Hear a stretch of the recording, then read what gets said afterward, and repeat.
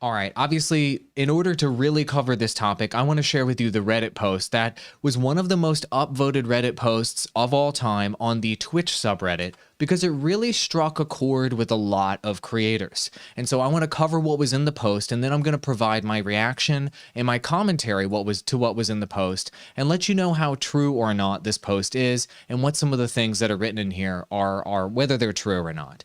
And one of the things that really rings home for me is some people need to realize that the grind attitude is incredibly unhealthy. And so this whole post on Reddit assumes that people think that they can go full time as a content creator, as a gaming content creator, strictly by live streaming and strictly by playing video games on the internet and growing and becoming like the ninjas and Dr. Disrespects of the world.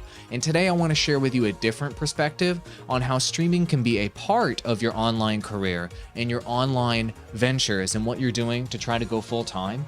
But it doesn't necessarily have to be the whole enchilada. You can go full time as a streamer, make streaming a part of your daily life without having streaming gameplay be the only thing that you're doing. Please let me please allow me to expand on that idea, because this is something that almost nobody talks about because they don't have the perspective on getting full-timer after full-timer after full-timer off the ground in this space.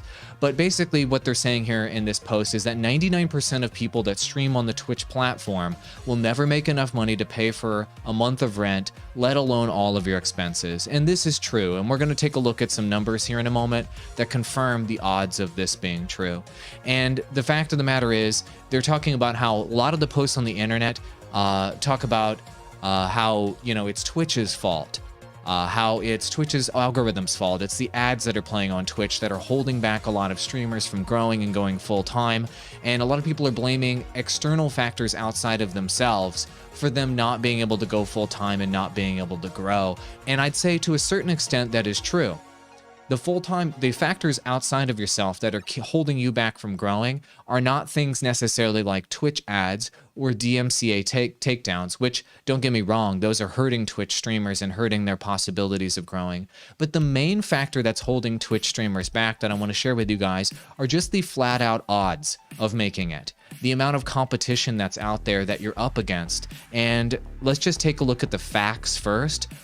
Because a lot of people are sharing their opinions on this matter, but it's really important to look at the facts to really understand what you're up against. And the bottom line is this: according to the Streamlabs Stream Hatchet report, at the end of last year, there were 4.5 million streamers that you were competing against on Twitch, and now that number is over 10.5 million. And so if you're trying to get to the top of the pyramid, which is what is required to actually grow on Twitch, to be at the top of the pyramid, you need to get past essentially millions of streamers to get up toward the top. You need to be a 1 in 100,000 streamer.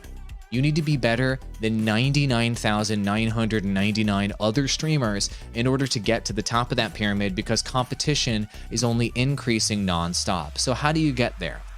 One item that I've been talking about recently about how to get there is to focus on one thing that other people are not doing and double down on that to really innovate.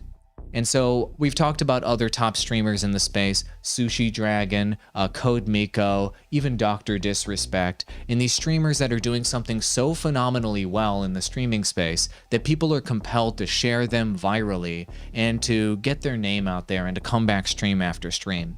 But you don't necessarily have to do something completely revolutionary like those guys. You can just focus on one element of your stream to really break out and to do something special.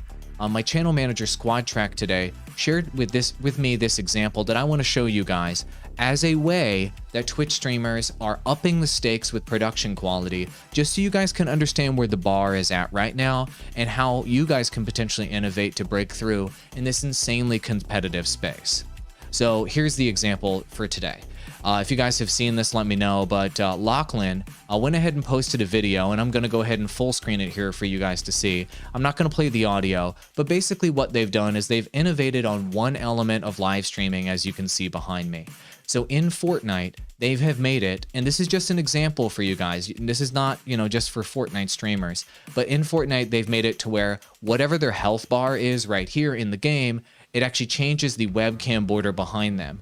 And so whenever their shields increase, the blue animation plays behind their webcam border here. And then whenever they get full shields and full health, the webcam border behind them responds to that with a corresponding visual animation. And so the reason why I show this isn't to say that you guys need sick graphics and animations like this guy in order to succeed.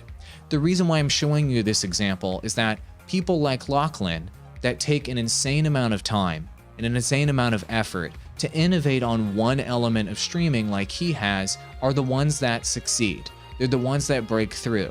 They're the ones that end up being better than the 99% out there and end up becoming the top 1% and the top 1% of the top 1% because they've innovated and they've done something truly interesting that people are going to talk about and come back for.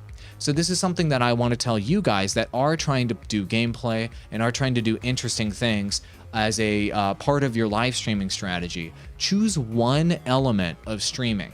Choose one element of streaming and master that and innovate on that and do something entirely new and entirely different like Lachlan has done that takes it to the next level in that particular regard. Perhaps that's with audio, perhaps that's with the voice changing that you're doing, maybe you doing impressions, maybe you dressing up in a costume, maybe you taking overlays to the next level, maybe you programming some custom stuff that happens in your room. You need to do something that is exceptional in streaming if you want to be more exceptional than 100,000 other people. That's why I showed you the odds here just a moment ago, because this is what you're up against. I've used the analogy before. I used to live in Manhattan here in the United States, the biggest city in the United States with 12 million people.